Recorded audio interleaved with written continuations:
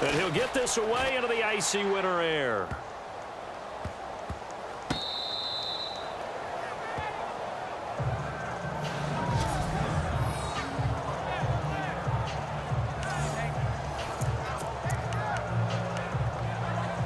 Out onto the field comes New Orleans. And they're hoping to redo their efforts in the last drive when they got into the end zone. And just think of what it's like now on the sideline, because when you score a touchdown, you have to go over and look at the tablet and see what you did on the last drive.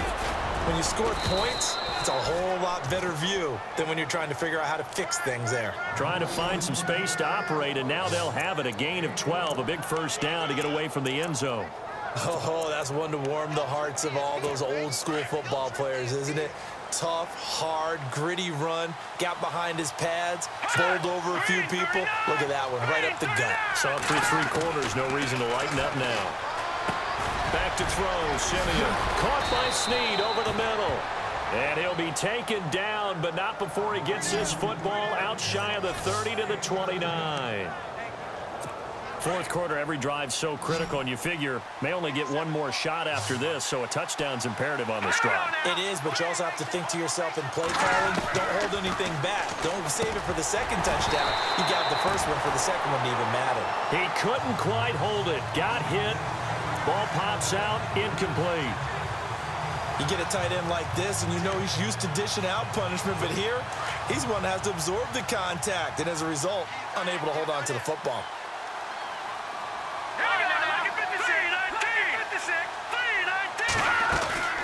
They'll run it now out of the gun. And able to stay on his feet past the 30 to about the 33-yard line. Call it a gain of 4, and it'll leave him with a third down and 6 to go. On any running play that's called, they're always hoping that it's going to break big and go the distance. But when you get a nice gain like that, you're able to do so many things anyway. You can come back and run essentially the same play again, continue to move the ball on the ground, or you can decide to throw the ball now because usually you have the defense back on its heels. And he'll get it out near the 40 to the 39. The screen good for 6, but it's not enough as it leads to a fourth down. For a second there, I thought that might break big. Screen pass, looked like it was coming together, looked like there was an opening. Still, ended up with a solid game.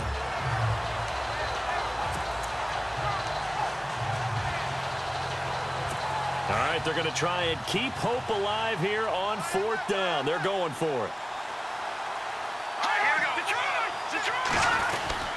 Here we go with Kamara. Oh, and I think he went backward. He did.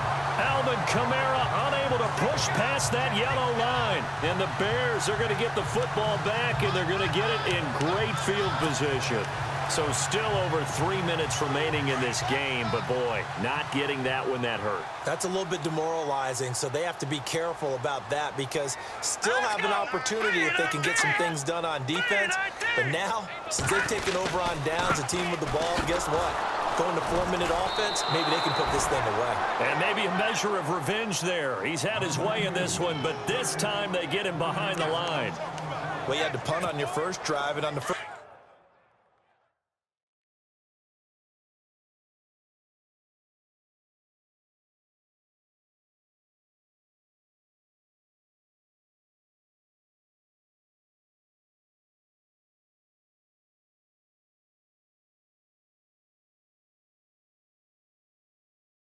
play of the second drive, you end up going backwards. I would dare say they need something good to happen right here, right now.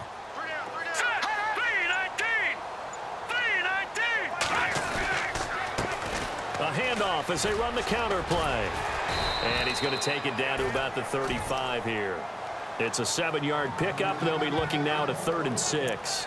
But you've got to give kudos to your offensive line and the guy carrying the ball because they were in a 2nd and long situation. It seemed pretty dire, but they brought it back to 3rd and manageable with that run.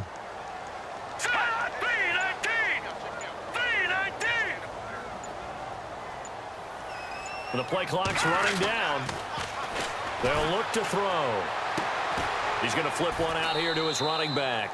And he works it to the 30-yard line here, right at the 30. Call it a gain of 5, and it'll be 4th down. Whether you're playing West Coast offense or not, one of the maxims of the West Coast offense is you're either throwing a touchdown or a check down. In other words, look for the big shot, but be smart. And I think they did exactly that on that play. They didn't get the first down, but they're taking care of the ball well. Yeah, and being rightly cautious with that lead here in the second half.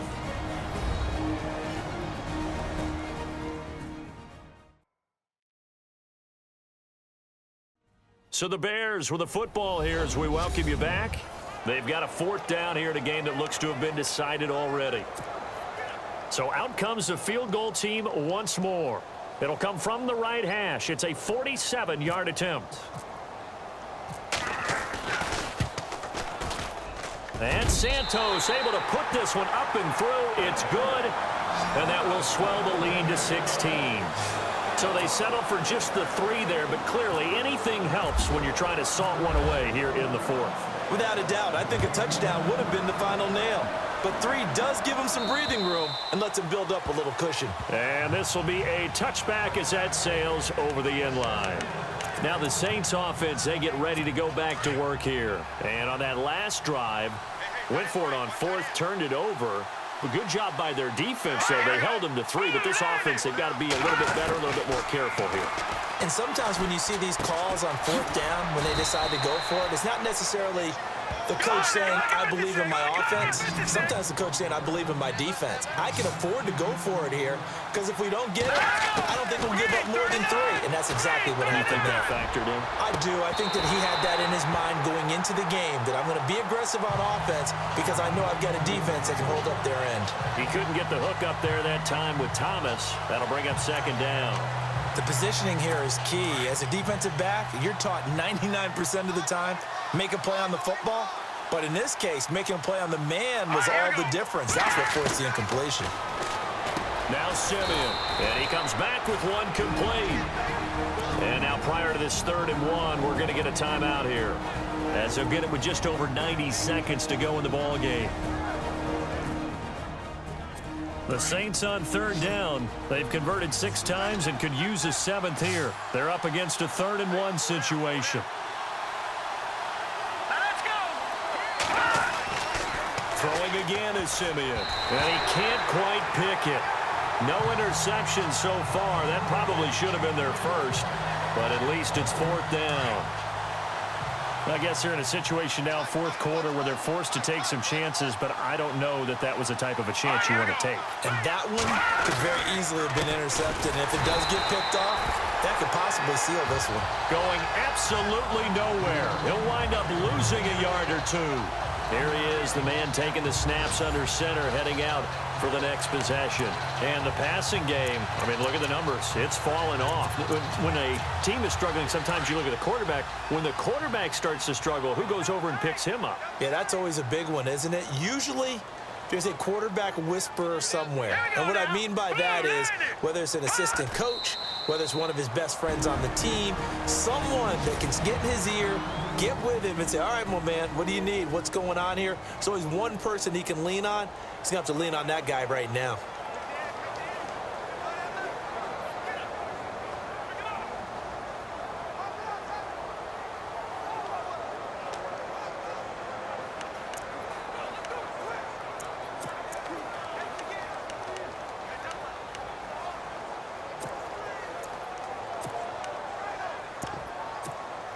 And the offense behind the chains here, a touch on 2nd and 11. Here we go now. Blue line it. Blue line it. And they go backwards here, losing yardage back at the 48-yard line. And now we're going to get a timeout here called by the defense. It'll be their 3rd and final timeout, so as they talk things over, we'll step aside.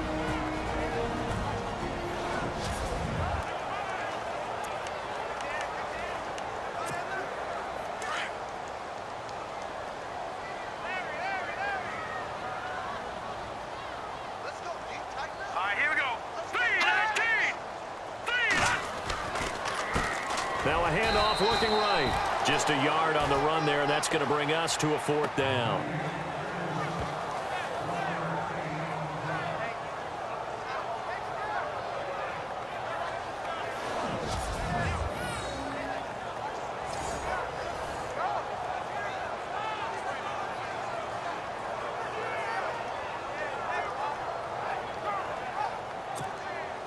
And the punter's on the sideline. Here's the field goal unit now to try an exceptionally long one. This to make it a 3-score game late.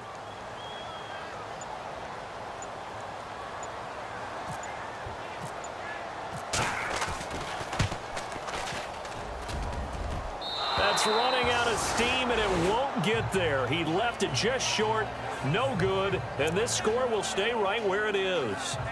Everything looked good. Good snap, good hold. Sometimes, though, the ball just doesn't want to go where you want it. And this one winds up no good.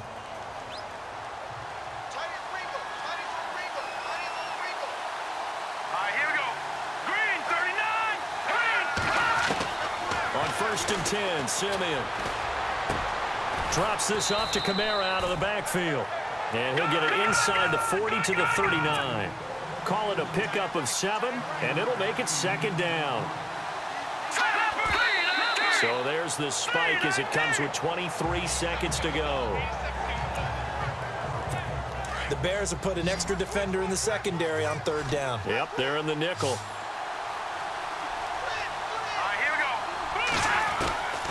A shotgun snap for Simeon. And this one incomplete. So the clock stopped now with 20 seconds remaining. I'm not sure we could spot any tendency here on this 3rd down. They could have run it or passed it. Either one was available. They chose to try and get it through the air, but they were unsuccessful. Desperation time for Simeon on 4th. He's going to let it fly. And that is incomplete, but there is a flag. And on 4th down, this is a big call.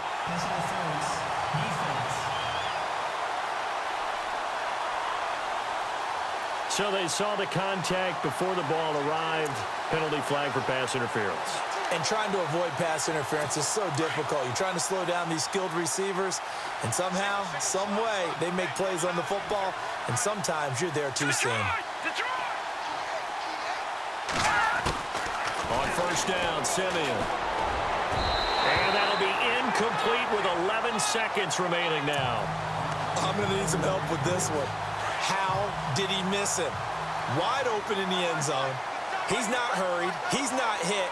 And somehow, incomplete? Yeah. What happened? During film study, that's one where he's just going to shake his head, not be able to believe it. 6 points go by the wayside on that one. And the hit jarred it loose. It's incomplete. So he can't hang on, and as I watched that unfold, I remembered an expression that I've heard, maybe from you, I don't know, but you're going to get hit anyways, might as well hold on to the ball. Well, you know a coach said that, right? Yeah. Not an actual player. Not a chance at all. Way easier said than done. And that will be incomplete. 4 ticks left here on the clock.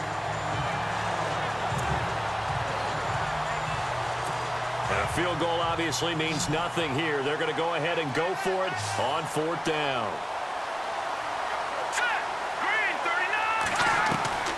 One last throw here for Simeon. And this is going to be caught.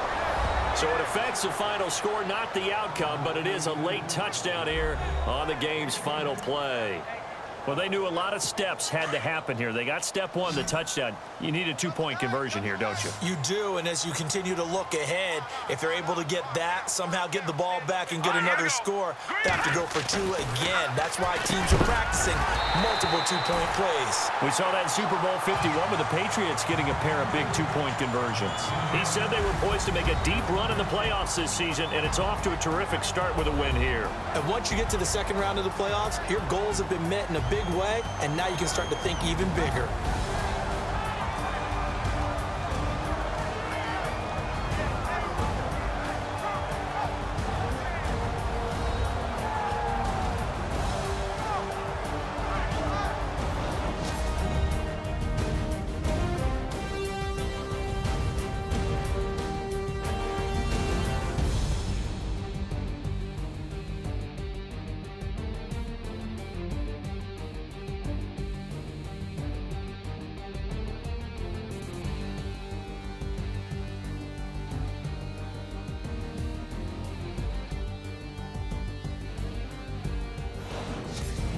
So that'll do it for us. For Charles Davis and all our crew, I'm Brandon Gaudin. You've been watching the NFL on EA Sports.